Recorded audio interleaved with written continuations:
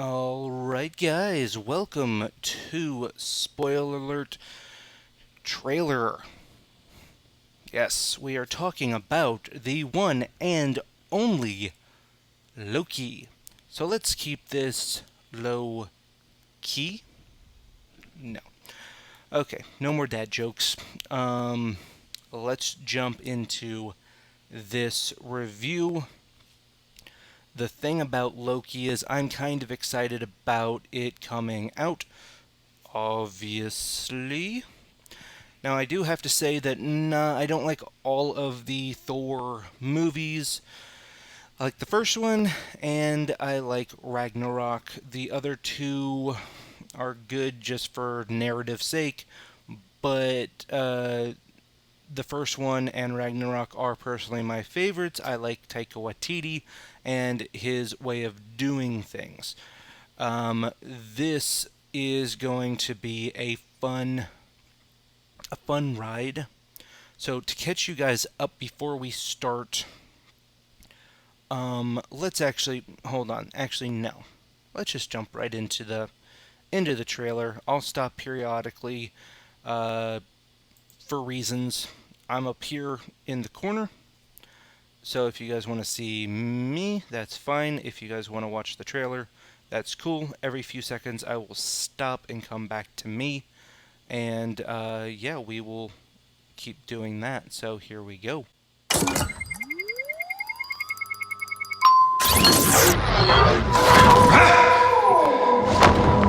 I know what this place is. The timekeepers have built quite the circus. And I see the clowns are playing their parts to perfection. Big metaphor guy. I love it. Okay, so we already know from this part of the trailer that Loki has been arrested by basically time cops or paradox cops or multiverse cops, if you will. I like to use time cops because the time thing that they did in game screwed up everything. This is why this has been mentioned multiple times in the MCU. The first movie after Endgame was Spider-Man Far From Home. Of course, you guys can go back and watch that. I will not spoil that one here. Maybe in another video if you guys want me to. Let me know below. But in that one, we had kind of a tease of a multiverse with the bad guy coming in and with Mysterio coming in, and it was kind of a tease. And then we had a little bit of more of a tease with WandaVision and the brother coming back, and that was the brother from another mother in another multiverse from the Fox Universe's Quicksilver. Because, again, spoiler alert, if you haven't figured this out already, the Quicksilver that is this version's of Wanda Maximoff is dead. He got shot like a long time ago in Age of Ultron, and so they kind of teased it, and it just became a literal boner joke. Quite literally. Take that as you will. So in this first few seconds here, we see Loki is arrested. If you watch, what was it, Endgame, they have to go back in time and pick up all of the stones. Loki picks up the Tesseract or the Space Stone and beams himself out and gets away. That wasn't supposed to happen in the timeline, so if you watch it a little bit further, Tilda Swinton, the Sorceress Supreme, points out that the timeline is pretty linear, but if there's a point in which the stones, as she said, disappear, then there's a variation. Same thing with anything. It's a butterfly effect, basically. You go back in time, you step on a butterfly, well, you just now killed a million trees, and like 15 people can't be born now, or something. It's a cause and effect. So with Loki taking the Tesseract, that and disappearing and not being arrested, he loses basically everything from the movies from his character. So his character arc is now gone, and he is kind of an enigma. Same thing with a few other things that I've noticed that should have caused this paradox, but I won't go into that so deep. If you guys want more on my time theory screwing up the multiverse in different levels, let me know again in the comments, and I will make another video explaining what I believe is going on with the multiverse in those different levels. And let's jump back into here. Here you see Owen Wilson. He's a great actor, and he is talking to Loki about what is going on. I'm going to run this back just a second so we don't miss what he is saying. So here we go. Big metaphor guy. I love it. Makes you sound super smart. I am smart. I know. Okay. Okay.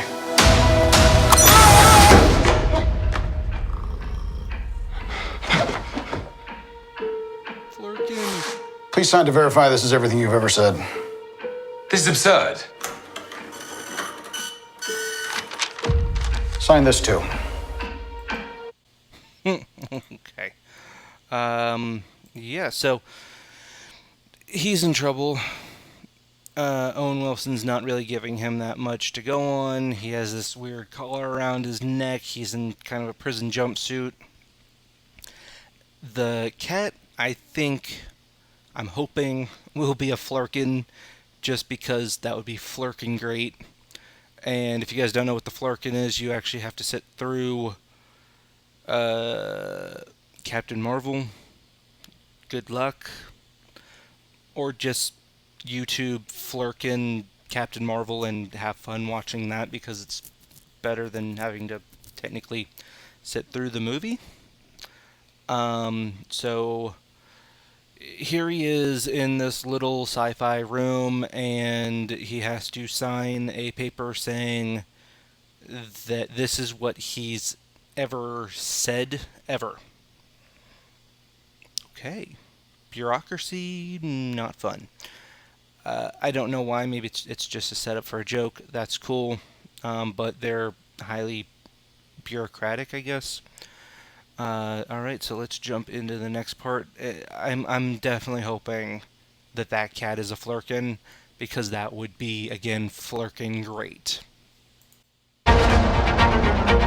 We protect the proper flow of time. You picked up the Tesseract, breaking reality. I want you to help us fix it. Why me? I need your unique Loki perspective. Do I? I need your unique Loki perspective. Okay, so as you see there, just like Tilda Swinton, the Sorceress Supreme showed us, there is a linear timeline for us. If you know anything about timelines and timey-wimey stuff, there's typically layers upon layers upon layers upon every possible thing that you as a person within your timeline could have or should have or could have done ever. So there's billions of timelines in the multiverse where that are running basically simultaneous with us. Tilda Swinton explained this pretty simply. It's linear, and then if anything goes wrong, oops, it peaks off and things get screwed up. if you see on that chart, let me run this back a second and get you guys on what I saw here, because this actually was pretty interesting, and I wanted you guys to see this, is that there is a bit of a map here. Okay, let's pause it here. Okay, so this, let me switch the screens for you guys. Okay, so this is the timeline. It kind of flows up and down little things, but this white line here is our timeline. These branches that have spiked off of it, those are now alternate timelines, essentially. They are timelines in which should not be a thing. And it looks like there's, let's see, 1, 2, 3, 4, 5, 6, about 12. So this is probably 12. Okay, so 12, I think there was about 6 stones, so 12 alternates, splits, screwed up, so probably the stones being taken at any given time, and then I would say that it's the stones getting taken, him jumping back into a new place in that timeline that he took the Tesseract, and then the big one being Thanos getting killed before any of the stuff that made us do this happened. So if you look at the stones, how many stones there are, and if I'm wrong, let me know in the comments. I would like to know if I'm right or wrong about this, because this is just how I'm thinking. The stones are causing most of those timeline branches. Loki going bye-bye and disappearing, and then Thanos getting killed before his time, which would make either one or two of those blips off, because not only did he disappear from his timeline, he also got killed in the future. So those are the issues that I'm seeing here. These aren't all causalities because of Loki directly. I mean, yes and no. If you go back to the Avengers movie, then technically yes, but that's semantics. Technically, him going back in time from that movie didn't cause every break in the timeline that we see here. So that's what I'm saying. Let's jump into the next bit here, and here we go. Why me? I need your unique Loki perspective. Do I get a weapon? Nah.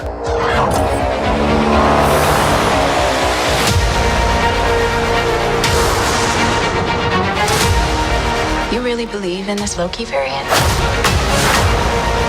Luckily, he believes in himself enough for the boat. Okay, let's stop there for a second. Do you believe in this Loki variant? If you're a comic book fan, you understand what a variant is. Typically, it's when a comic book comes out and the main cover of that gets multiple copies of different covers. So, like, let's say Loki 1 comes out, and it has different pictures or different things in those pictures. That's a variant. In this thing, what they're talking about is the levels of the multiverse. So, in the multiverse, there is a version of you that is sneezing right now. Unless you sneezed right now, then you are the variant. In the universe, there in the multiverse, there is a variant of you that is a floating head, or is a woman or a man, depending on your gender here. There's a version of yourself that's an alien. There's a version of yourself that's a god, etc., etc., etc., who, come up with a billion different things that could possibly have ever happened, and there's a variant for it. The two that I want to see here in this series specifically is, one, I want to see Frog Thor, Throg, if you will, where the entire kingdom of Asgard is frogs. They're going to show the one where Loki runs for some kind of election. I believe it's president, because I used to have the comic book Loki for President. It is a thing. And then I heard, but it is a rumor, so don't hold me to it, that there is a female Loki. So when they talk about variants, that's what they're talking about here. Alright, so let's jump in again. Of us. Why? It is adorable that you think you could possibly manipulate me. I'm 10 steps ahead of you. You're not big on trust, or This is the part that I was talking about. Okay, so actually I'll go back to that. As you can see here, we have Loki, vote for Loki on his button there. He has his green suit. This is actually, if you take away the pointy things, this is actually the comic book thing. This is pretty much a exact replica of the comic book cover for Loki. I think it's pretty cool that they're going back and giving homage to the not only to the writers but the comic book artists, the people who drew this, along with Stan Lee, and just kind of hinting back at the comic books. And for anyone else who doesn't know about the comic books, kind of sparks their interest in the comic books. And I think that that's pretty cool. Now, if you didn't know about the comic books, one, now you do, and two, it's just a great callback for the people who have read the Loki comic books. And a lot of people don't realize that there is actually a series dedicated completely to Loki, not just Thor. So now you know. Alright, let's jump back into this video.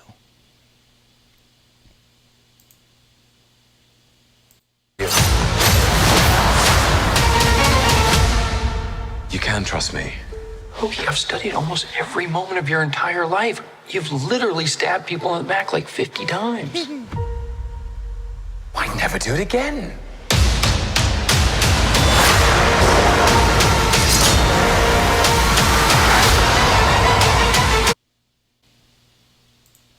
Okay, so let's stop there for a second. This is pretty much the end of the trailer. A few little things, fight scenes, that's kind of common with MCU movies.